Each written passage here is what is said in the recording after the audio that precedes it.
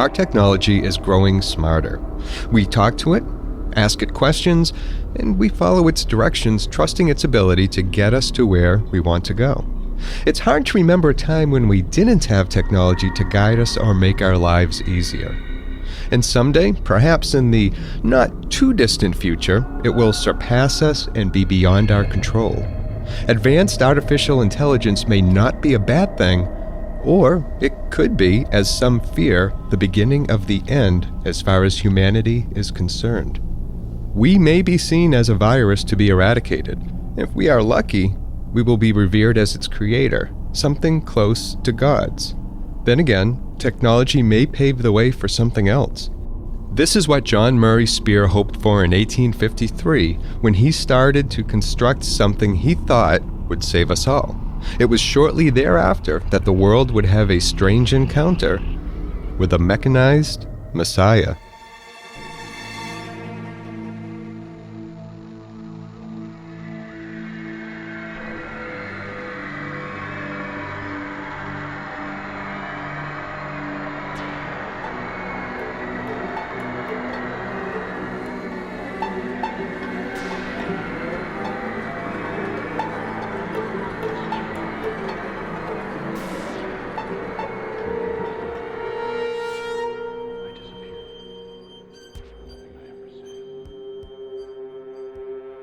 John Murray Spear entered this world in 1804 into a very religious family. His upbringing prepared him for his future calling as a minister for the Universalist Church, and his desire to preach God's word also led him to look at the world around him. For Spear, God would not create man knowing that they would be evil. But evil is what John Spear saw, especially when it came to slavery. This led he and his brother to start a weekly publication called The Prisoner's Friend, which they distributed in Boston. The newspaper contained articles speaking out against things like slavery, capital punishment, and ways to reform the criminal justice system. It was a noble effort, which often led to trouble. In Portland, Maine, after one of his lectures, of which he gave many, Spear was brutally attacked by a group of men. His injuries left him bedridden for months. It also gave him time to think and to seek guidance from above that he so desperately needed. And it was during these moments of prayer and contemplation that Spear began to look towards other areas for answers. Spiritualism was growing, and he saw a connection there. Perhaps the spiritualists were tapping into something. In this world of injustice and slavery, could it be that God was trying to find other ways to communicate? Other methods to reach those who he, in his greater glory, was unable to reach on Sundays in church? In 1851, Spear's interest in the spirit world grew. He became an ardent believer in automatic writing, and this involved closing his eyes with a pen in hand and a piece of blank paper in front of him. He would then allow the spirits to use his hand and his pen to write down the names of people afflicted with disease, people that he had it in his ability to help. He also found that he connected with something else, something unexpected. If you've ever heard of a mastermind group, it was something like that. Today, a mastermind group is a group of individuals who meet to discuss the betterment of the individuals in the group. It is a place of encouragement and ideas. Spear called his group the Association of Electricizers, and it contained a small assembly of advisors who were dead.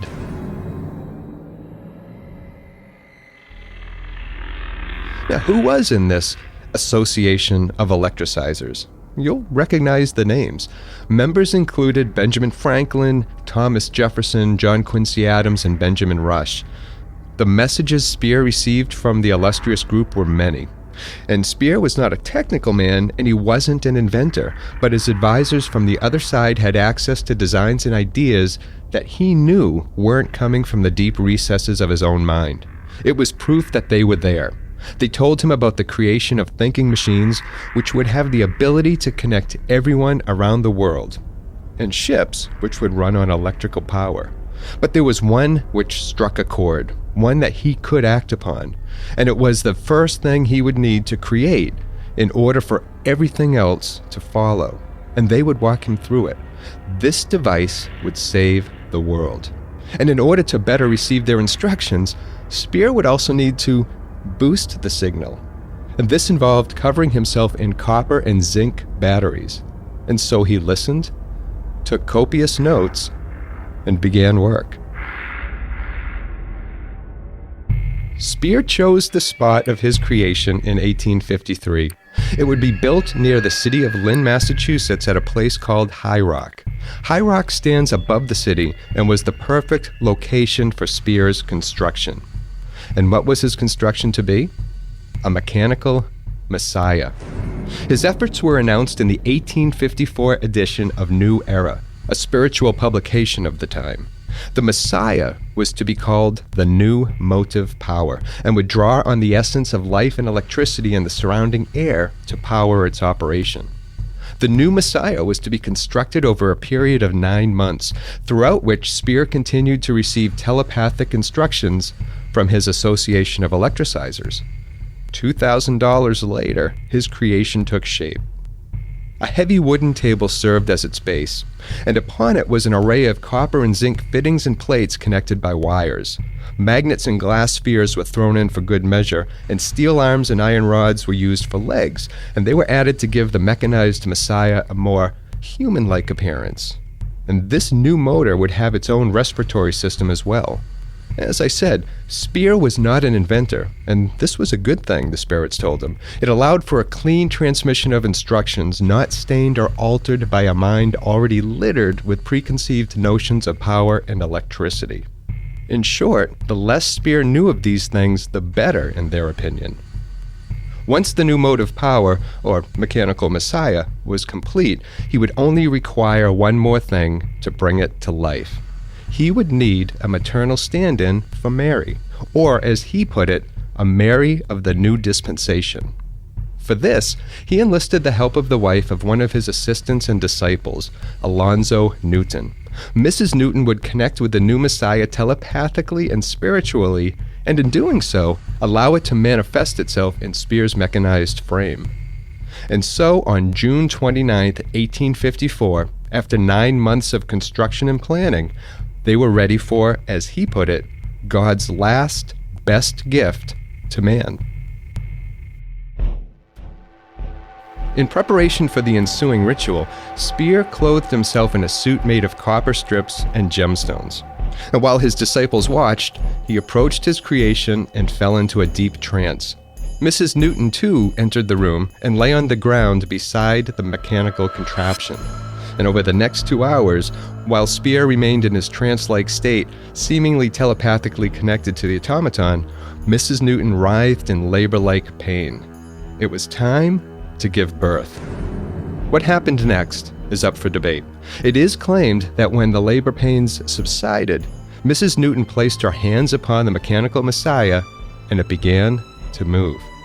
They were small, childlike jitters, but movements nonetheless. Others claimed it vibrated as if breathing in new life. Speer was released from his trance, and the psychic umbilical cord was severed. The automaton was on its own. Or was it? Whether it moved after the completion of the ritual or not, moments later it sat as immobile as ever upon its wooden table. Speer claimed that the birthing ritual was a success, and that as a newborn it would only need a few days to gain control or full control of its limbs. Or perhaps a change of scenery would do it good. With doubts about the Messiah's authenticity growing, Speer gathered it up and moved it 520 miles away to Randolph, New York, just south of Buffalo. It is here that the story follows 3 versions as to what became of the mechanical Messiah's fate. In one version, Speer, ultimately disappointed by his efforts to bring the monstrosity to life, dismantles it and moves on. In a second, more sensational version, an angry mob of citizens, coaxed into action by the Baptist church in the area, converged upon the shed the new Messiah was stored in. They broke down the door, smashed it to pieces, and scattered its remains around the town. It is said that Speer himself gave this version of its demise in an October 1854 edition of the Lynn News back home in Massachusetts. And whichever version you prefer, Speer himself went on to have a human child of his own with Carolyn Hinckley, a women's rights activist and advocate of free love. Speer himself retired from giving lectures in 1872, after being instructed by the spirits that it was time to do so and to rest, which he did for the next 15 years until his death in 1887. Oh, I mentioned a third version of the story. Bet you thought I'd made a mistake. In the third version, Speer's device was never smashed by a mob, nor was it dismantled by Speer himself.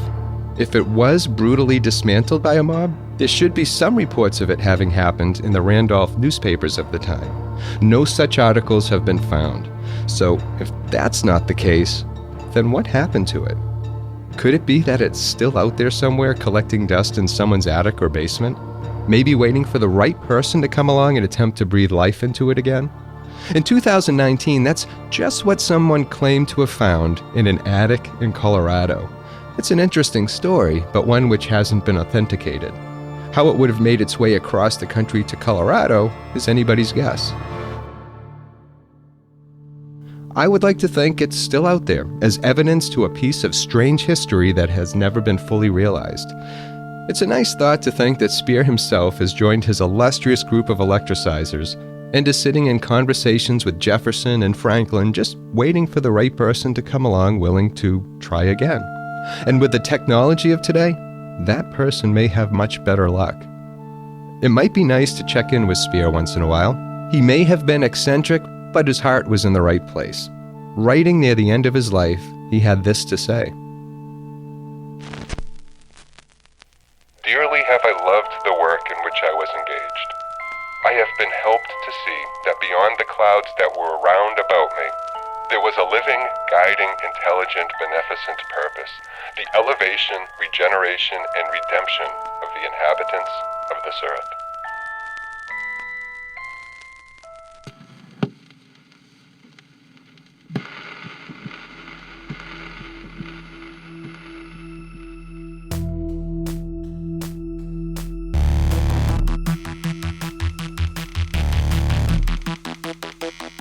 Thank you for listening. If you haven't already, please subscribe and leave a review. It really does help others find the show. And if you know someone who might enjoy the show, please tell them about it. You can find more information as well as the references that went into this episode by going to strangeencounters.org. I would really like to hear your suggestions for future episodes as well. And if you've had a strange encounter with something unusual or paranormal, I would love to hear it. Visit the contact page for information on submitting your story. And until next time, please take care of yourself. It's a strange world out there.